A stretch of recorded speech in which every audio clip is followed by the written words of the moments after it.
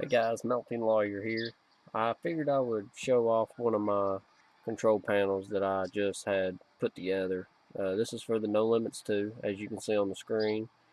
Uh, we are be running a B&M dive coaster on it, and if anybody would like one of these panels, I will have a link down in the description below to a store where you can get these. I make them. They're all handmade. This one in particular uses a remote panel, and it comes with a hook and everything, so you can mount it on the wall. And it's Ethernet, so pretty simple setup. It comes with a 6-foot Ethernet cord, which is interchangeable. You can always get another longer cord if you would like. And I'm going to give a demonstration on how this all works. And we're going to start with turning on the control power key, and the lights will come on.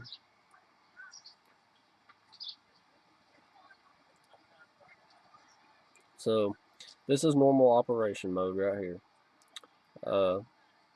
We need to go ahead, first of all, we need to put it in floorless mode because we're running a B&M dive. So floorless mode, we're going to hit the reset button, then it'll put us in floorless mode.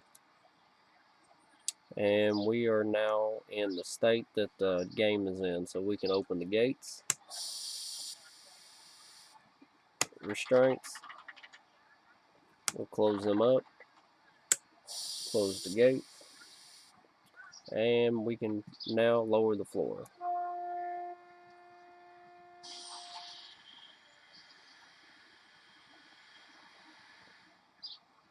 So as we said, we do have a remote panel, but I do have this disabled. That's why the green light's not flashing. So single operator, we can dispatch it out.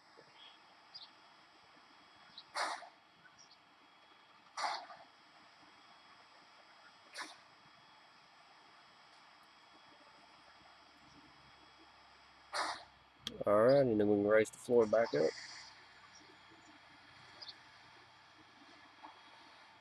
Alright, so now we're going to run it with the remote panel.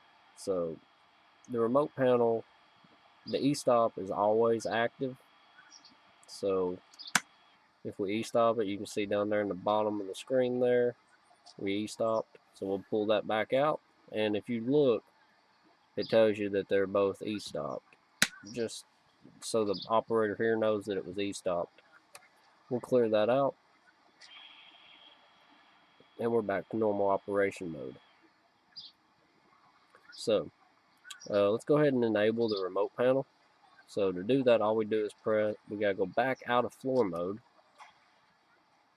So we have to get back to normal operation.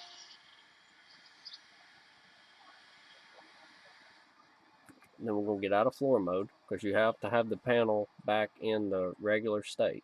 Once it is, then we can hit the floor button, and then that gives us our green light. Then we have to go back into floor mode, and now we are ready to run with the remote panel. So as of right now, the train is ready to be dispatched, but we cannot dispatch it with one operator. So we'll have to dispatch it with 2, and the train leaves.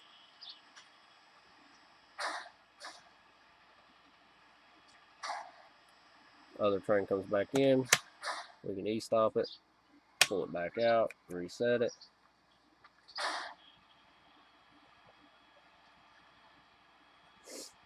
And we got a message. Let's see if we can get that to clear out of there for us here.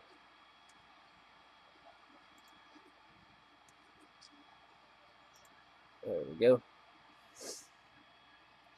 So this is just a quick rundown of the control panel. If you guys have any questions on the control panel or would like to get one for yourselves, you can always leave a comment below. And also there's going to be a link to where you can get one. Sometimes they're posted.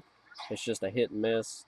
Depends on the time that I have to build them and stuff. So this is just a simple one with the remote panel. Makes it really nice. Play with 2 people or 1, depending on what you'd like to do.